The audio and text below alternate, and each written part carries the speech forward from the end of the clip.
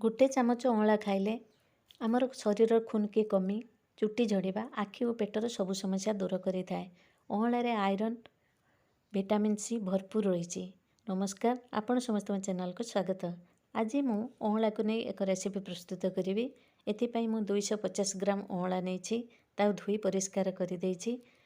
Pressure रे गोटे cup पानी दबा, आधा चामच लुण, आधा चामच हलदी गुंड दबा। लुण और हलदी की भल भाव गोलाई नहीं धोईकी रखिथिबा अँला को सिझापी देदेबा। प्रेसर ढाकुणी देदेबा 3टी हुइसिल आसिया पर्यंत। 3टी हुइसिल पर ठंडा करी अँला को एक प्लेट को बाहर कर नेबा। अँला देथिया पानी की रखिबा, आम परे चटणी व्यवहार करिबा। अँला फाइबर विटामिन सी भरपूर अच्छी। रेजिस्टेंस बढ़ाइबारे आम शरीर साहाय्य करथाए। ब्लड प्रेशर कम करिथाए, ब्लड को पतला करिथाए। अँला को आमे पाउडर बा तार जूस बाहर करी व्यवहार करि परिबा।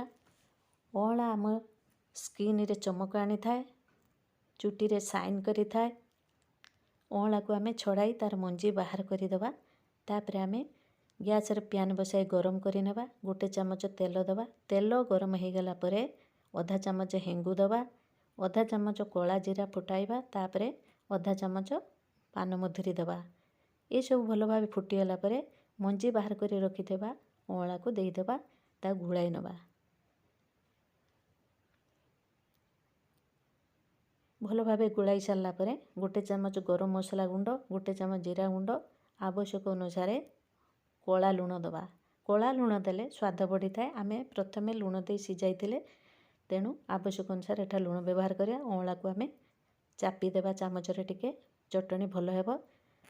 कलरफुल करिया पई गोटे चामच रेड चिली पाउडर दबा। 8 ରୁ 10टी गोलमरीच छेची देछि, तार गुंड दे देछि। तापर ताकू गुळाई नबा।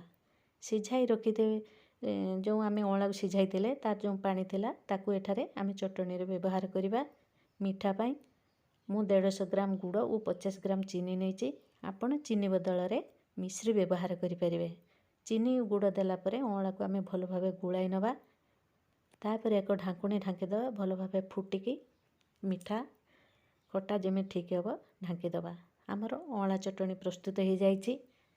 एई चटणी के आपण चीना माटी बा काच पात्र रे रखि परिबे। बाहर रखिले गोटे मास रहिबो, फ्रिज रे रखिले 3 ରୁ 4 मास स्टोर होइके रहि परिबो। एई चटणी के आमे परोटा रुटी संगे खाई परिबा, पिला माननकु टिफिन ले देई परिबा।